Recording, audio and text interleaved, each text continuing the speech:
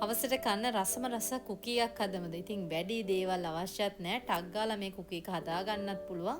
ඒ වගේම හරිම සොෆ්ට්, හරිම රස කුකී ඩෝ එකක් තමයි. ඔයගොල්ලෝ කඩෙන් ගන්නවා වගේම රසට හදා ගන්න පුළුවන් කුකී එකක් තමයි මම අද ඔයාලට මේ වීඩියෝ එකෙන් පෙන්නන්නේ.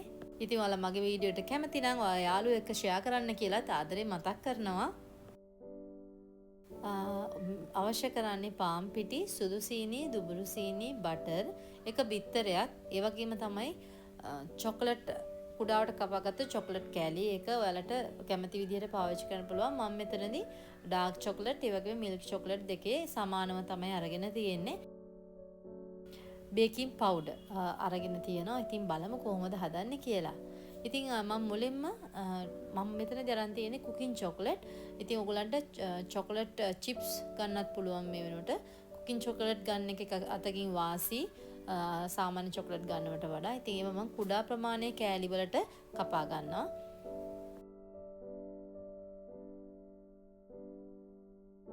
ඉතින් මුලින්ම බටර් ටික සුදු සීනිත් එක්ක හොඳින් කලවම් කරගන්නවා. මම සුදු සීනි ටික බ්ලෙන්ඩ් කරා. ඔයගලන්ට බ්‍රවුන් සීනිත් එකතු කරගන්නකොට බ්ලෙන්ඩ් කරලා ගන්න. මම මෙතනදී බ්ලෙන්ඩ් කරේ නැහැ. හැබැයි බ්ලෙන්ඩ් කරලා ගත්තොත් ඉක්මනට මේක දිය කරගන්න පුළුවන්. ඉතින් ඔන්න ඔය විදිහට ඔය දෙක හොඳට කලවම් වෙනකම් බටර් එකත් එක්ක බීට් කරගන්නවා.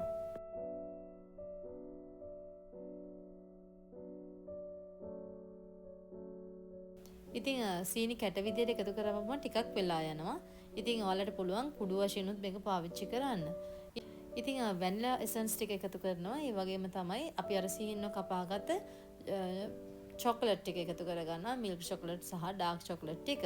ඉතින් හොඳට මෙන්න මේ විදියට කලවම් කරගෙන දැම්ම එකතු කරගන්න යන්නේ පාම් පිටි, ඒ වගේම තමයි බේකින් සෝඩා තමයි අපි මේ කුකී එකට එකතු කරන්නේ. සාමාන්‍ය අපි එකතු කරන්නේ බේකින් පවුඩර්නේ. කුකී සඳහා අපි එකතු කරගන්නේ බේකින් සෝඩා. ඉතින් මේ මිශ්‍රණය ටිකක් ඝනකම් මිශ්‍රණයක් එන්නේ. ඉතින් ඔයගලන්ට අතින් උනත් මේ විදිහට අනන්න පුළුවන්. මොකද අපිට විස්ක් එකෙන් ස්පැචුලා එකෙන් අනන්න අමාරුයි. ඉතින් මේ විදිහට හොඳට හැමදේම කලවම් වුණාට පස්සේ මම මේ වගේ ප්ලාස්ටික් රැප් එකකින් රැප් කරලා පැය භාගයක් විතර ෆ්‍රිජ් එකේ දාලා තිනවා පොඩ්ඩක් සෙට් වෙන්න නිසා. ඉතින් මේ පැය භාගයට විතර පස්සේ දැන් මම බේක් කරන්න තමයි මේක යන්නේ.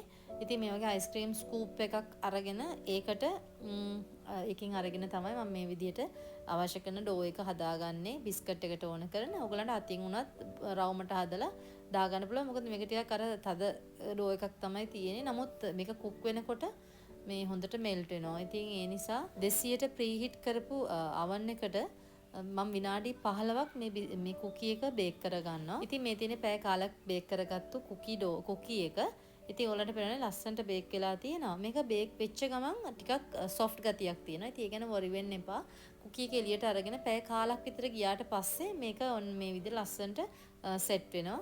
ඉතින් මේ තියෙන්නේ මම හදාගත්තු රසම රස කුකී එක. මාරම රහයි. ඔයාලට පුළුවන් හදලා බලන්න. මේක එක සැරයක් හැදුවොත් අනිවාර්යයෙන්ම ඔයාලා හදනවා.